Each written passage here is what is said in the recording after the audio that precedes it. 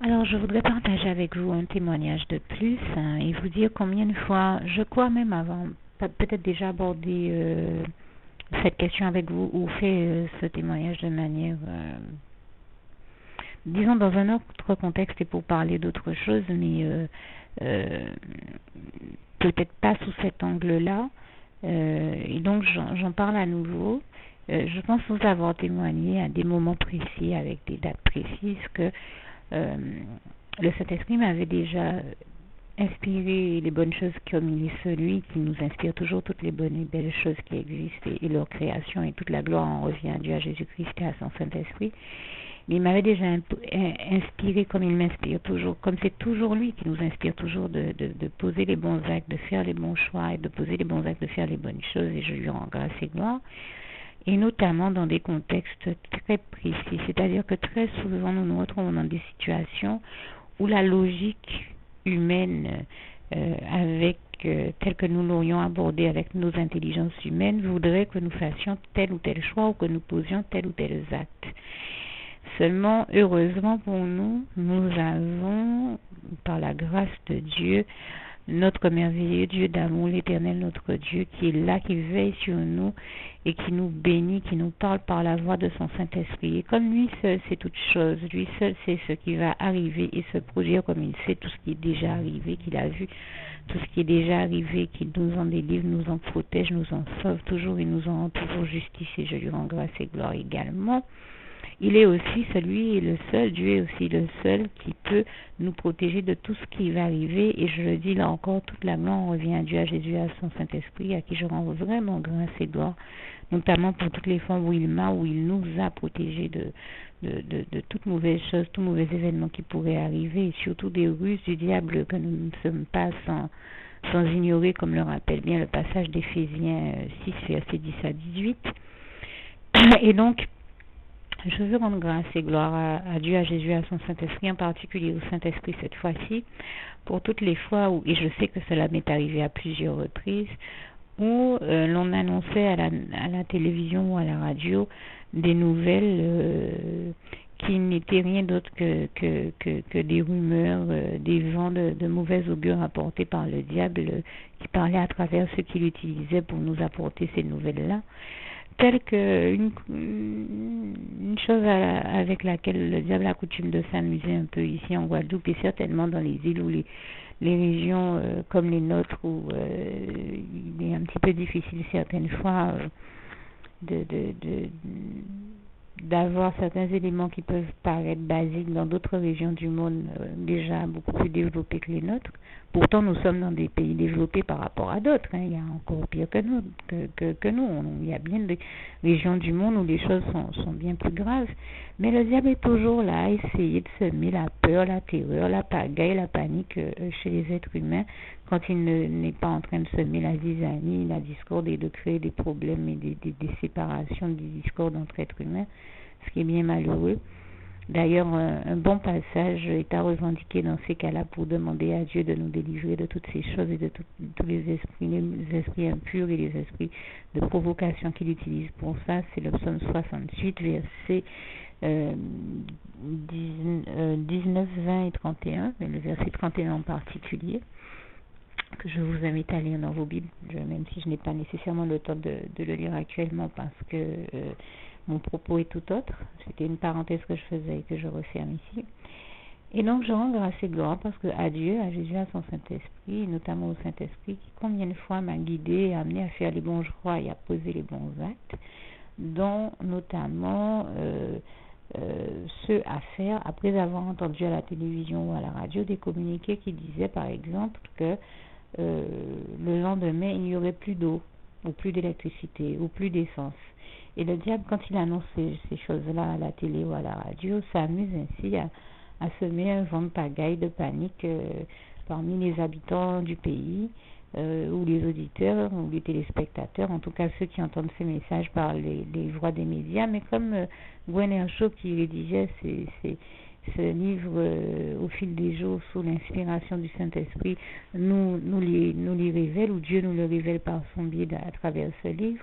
Les médias ont souvent une influence sur ceux qui les écoutent, et cette influence peut être bonne comme malheureusement parfois mauvaise. Et le diable, sachant, s'amuse à des fois transmettre des informations qui sont fausses ou qui sont de nature à inquiéter les gens, à les amener à la panique et à faire justement sous le coup de la peur, la terreur, la panique, des choses qu'ils n'auraient jamais fait en temps normal. Et le diable cherche par ce biais-là à modifier leur comportement et à empirer les choses et à produire peut-être, à faire que subvienne le pire là où il n'aurait jamais existé, à produire justement des problèmes, à créer des problèmes là où il n'aurait jamais existé en temps normal. Je vous donne un exemple.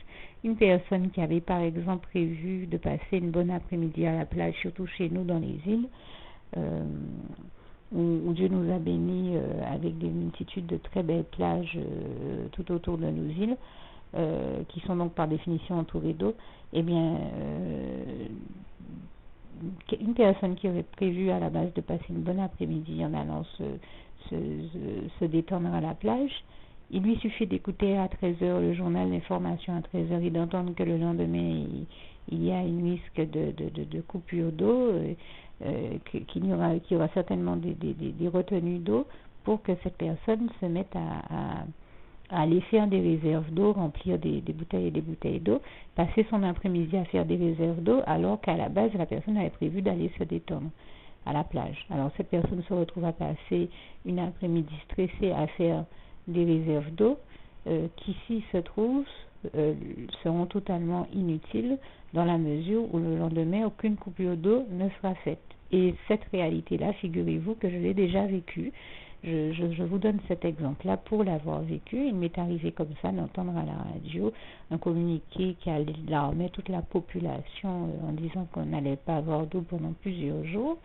Et je rends grâce et gloire à Dieu, à Jésus, à son Saint-Esprit qui me disait ne t'occupe pas, ne t'inquiète surtout pas, comme Dieu nous invite toujours à ne jamais nous inquiéter et à ne pas promener de regards inquiets. Ne t'inquiète de rien, je suis ton Dieu, je te secours, je te sauve de ma droite triomphante, je suis avec toi.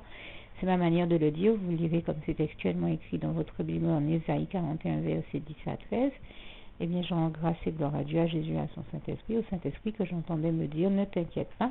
C'est pas la peine que tu t'inquiètes et que tu ailles modifier ton programme. Non, nous suivons notre petit programme comme prévu initialement, parce que demain, il n'y aura aucune coupure d'eau. Tu verras qu'il y aura de l'eau. Et en effet, je me rendais compte que le lendemain, il n'y avait pas de coupure d'eau, ou pas de coupure d'électricité comme annoncé, ou pas de coupure d'eau.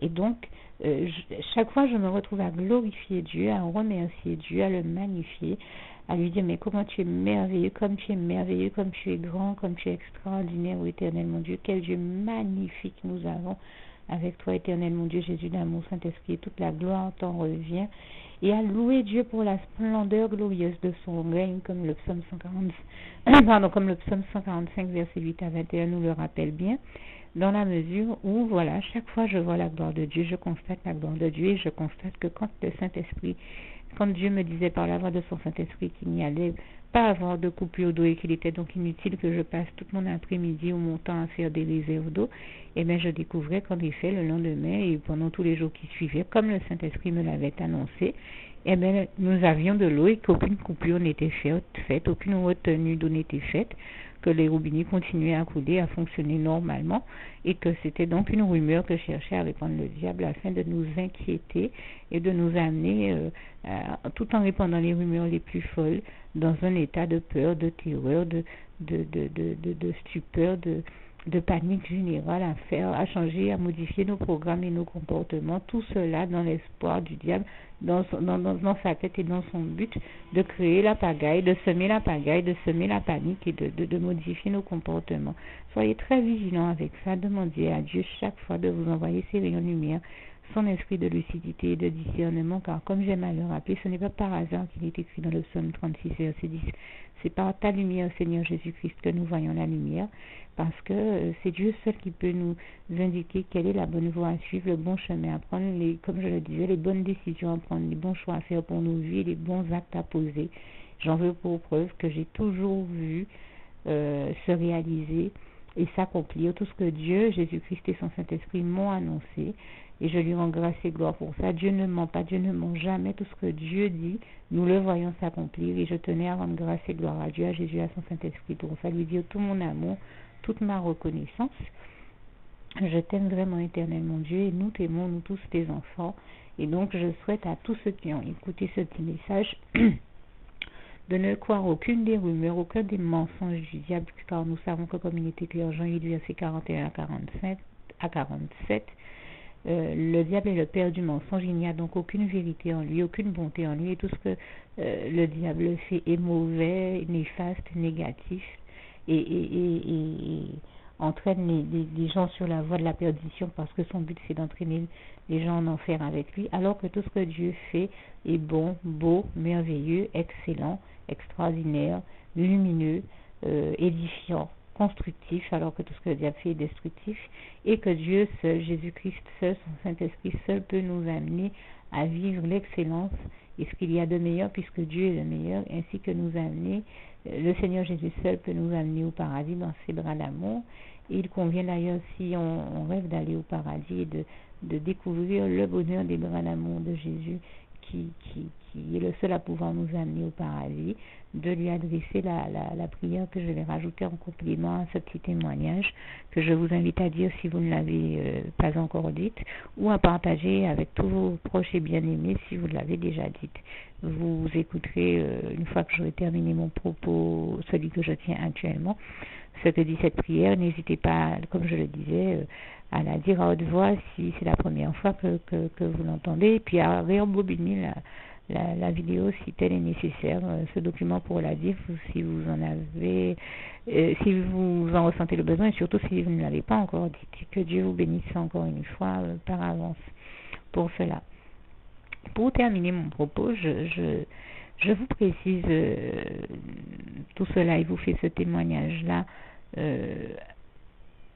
aussi parce que nous sommes dans un contexte, je crois, où l'actualité est suffisamment perturbée et mouvementée pour que je comprenne que dans toutes ces actualités, tous ces communiqués de presse, dans tout ce que nous entendons, dans tous les journaux d'information, qu'ils soient télévisés ou proviennent de la radio, certaines informations sont de nature, comme je vous le disais, à avoir été diffusées par le diable de manière à semer un vent de panique dans la population et dans la vie de ceux qui les ont écoutés. Soyez une fois de plus vigilants avec tout ce que vous entendez, puisque j'ai entendu quelqu'un m'appeler ce matin et me dire je crois qu'on doit pas être loin de la fin du monde. Regarde ce qui se passe en Ukraine et en Russie.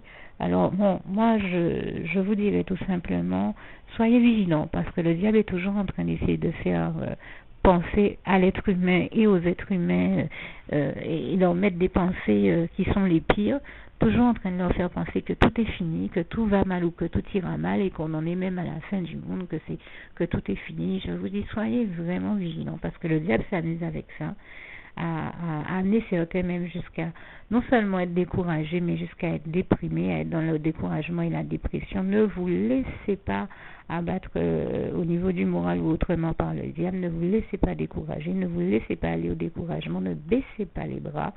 Bien au contraire, je vous invite à reprendre votre bon sens, à garder espoir en Dieu, en Jésus-Christ, en son Saint-Esprit, à continuer à lui faire confiance, à vous dire que si aujourd'hui ça ne va pas, eh bien demain ça ira mieux, demain est un autre jour, et à tenir bon, et à savoir que le Seigneur Jésus est là avec vous, qui ne vous abandonnera pas, aussi rudes soient les épreuves que nous traversons. Ne perdez jamais de vue que, comme il est écrit en Romains 8, verset 37, mais en toutes ces choses, quelles que soient les épreuves que nous vivons, nous sommes plus que vainqueurs par celui qui nous a aimés, Jésus-Christ, et qu'avec Dieu nous ferons des exploits, car il écrasera tous nos ennemis, comme il est écrit dans le psaume 60 ou 108, verset 13 à 14. Donc, tenez bon. Ne vous laissez pas aller au découragement, continuez, persévérez dans votre marche par la foi avec et pour Jésus-Christ, et vous verrez qu'il continuera à vous conduire jusqu'à la victoire et dans toutes les victoires de vos vies. Ne vous laissez pas effrayer par le diable. Non, la vie n'est pas encore finie. Même si nous sommes sur la fin des temps, nous ne sommes pas encore à la fin du monde. Donc ne laissez pas le diable vous raconter des bêtises. et vous amener au découragement, dans une gêne ou une souffrance inutile. Ne laissez surtout pas le diable vous entraîner dans les pires pensées, dans des pensées de découragement, dans des pensées négatives, néfastes et qui pourraient avoir des conséquences négatives sur votre comportement ou votre vie ou celle des autres. Non, ressaisissez-vous et agissez en toute sagesse, en restant dans le calme, dans la paix du Christ. Et si vous sentez que vous vous en éloignez, dites tout de suite, adressez tout de suite au Seigneur Jésus cette prière. Dites-lui, Seigneur Jésus, je te remets tout stress, toute amertume, tout orgueil, toute culpabilité, tout sentiment négatif ou ressentiment. Merci de m'en délivrer totalement et de remplir mon cœur de ta paix, de ton amour, de ta joie, de ta lumière et de tout ce que tu souhaites de bon pour moi, pour mon cœur et pour ma vie. Donne-moi tout le calme, la paix, la sérénité nécessaire afin que je fasse les bons choix, que j'agisse et réfléchisse avec sagesse et que je pose les bons actes. C'est moi poser les bons actes. Garde-moi dans ta paix, dans ton calme, Seigneur. Canalise-moi et canalise tout ce qui pourrait être problématique autour de moi et remplis-moi de ta paix. Et c'est au nom puissant du Seigneur Jésus-Christ que j'ai fait cette prière, ainsi que n'oubliez pas de faire celle qui va suivre la conclusion que je vais tenir actuellement, de ce petit témoignage que je vous faisais donc au nom du Seigneur Jésus. Et je vous dis donc, ne perdez jamais de vue que comme il est écrit en Marc 9, verset 23, tout est possible à celui qui croit en Dieu, en Jésus-Christ et en son Saint-Esprit, que comme il est écrit en Marc 10, verset 27, tout est possible à Dieu. Et je termine avec le souhait de mon cœur pour vous, Philippiens 4, verset 7, et la paix de Dieu qui surpasse toute intelligence gardera vos cœurs et vos pensées en Jésus-Christ. Que Dieu vous garde et vous bénisse. À bientôt. Alors, je voudrais apporter et citer en précision ce passage de Matthieu 24, verset 4, où il est écrit, Jésus leur répondit, prenez garde que personne ne vous séduise. Verset 5, quand plusieurs viendront sous mon nom en disant c'est moi qui suis le Christ, et ils séduiront beaucoup de gens. Verset 6, vous entendrez parler de guerre et de bruit de guerre, mais gardez-vous d'être troublés, car il faut que ces choses arrivent, mais ça ne sera pas encore la fin. Et je cite en particulier ce passage dans le contexte où nous sommes, parce que comme je le disais, l'ennemi s'amuse à essayer de faire croire, dès qu'il y a un problème entre une nation et une autre nation, comme le dit le verset 7 très bien, le Seigneur nous le dit très bien au verset 7, une nation s'élèvera contre une autre nation et un royaume contre un autre royaume, et il y aura en divers lieux des famines, des tremblements de terre. Tout cela ne sera que le commencement des douleurs. Alors, ce que moi je veux dire, c'est que le diable s'amuse, donc je viens de lire le verset 8 et donc de vous lire Matthieu 24, verset 4 à 8. En résumé, bien sûr. Et donc, ce que je veux dire, c'est que le diable s'amuse très souvent à effrayer beaucoup de personnes, beaucoup de chrétiens avec ces passages-là, et à leur faire croire, dès qu'il y a un bruit de guerre ou une nation qui s'élève contre une autre nation, que la fin est arrivée, alors que Jésus nous le dit, ça ne sera pas encore la fin. Ce sont des choses que nous observons, qui nous montrent, qui sont des signes qui nous montrent bien que nous sommes sur la fin des temps, mais nous ne sommes pas encore arrivés à la fin des fins, au dernier jour. Donc, ne laissez pas le diable vous amener dans des dépressions, des peurs, des déprimes, dans la terreur, semer la terreur dans vos cœurs au point de vous faire croire que tout est terminé, que tout est fini et que c'est la fin définitive du monde. Nous n'en sommes pas encore là. Pas quoi, blagama, salami, qui besoin fait votre paix. Pas retrait Adam, c'est là ça parce que ça pas ni bon vérité Adam. Nous savons que le diable ne se tient point dans la vérité comme il est écrit en Jean 8 verset 41 à 47. Il essaie d'effrayer tout le monde avec ça, mais il n'y a aucune vérité en lui, aucune bonté en lui. Ne croyez pas son mensonge, la fin du monde, ce n'est pas encore pour maintenant. De toute manière, je vous disais qu'il a essayé encore ces temps-ci avec ce qui se passe en Ukraine et en Russie, comme il a essayé déjà à bien d'autres reprises dans l'histoire du monde, dans l'histoire de l'humanité, d'effrayer les uns les autres avec des bruits de guerre, en faisant croire que c'était la fin du monde, la dernière des guerres et ce genre de choses-là. Ne rentrez pas dans ces fausses croyances-là qu'ils cherchent à utiliser pour vous faire peur et mobiliser vos énergies dans votre conscience sur des choses négatives, en espérant par là vous empêcher d'avancer en réalité dans votre vie, en mobilisant votre conscience sur de fausses informations alors que vous avez bien d'autres choses à faire. Continuez à persévérer dans votre marche par la foi et à aller de l'avant avec Jésus-Christ, dans votre marche par la foi avec Dieu, Jésus-Christ et son Saint-Esprit. Et que le Seigneur vous garde et vous bénisse tous. À bientôt. Et dans ce contexte-là, au moins 3 passages me paraissaient essentiels à citer. Jean 14, verset 19, où le Seigneur Jésus-Christ nous dit « Parce que je vis, vous vivrez aussi ». Jean 14, verset 27, où le Seigneur Jésus nous dit « Je vous laisse la paix, je vous donne ma paix.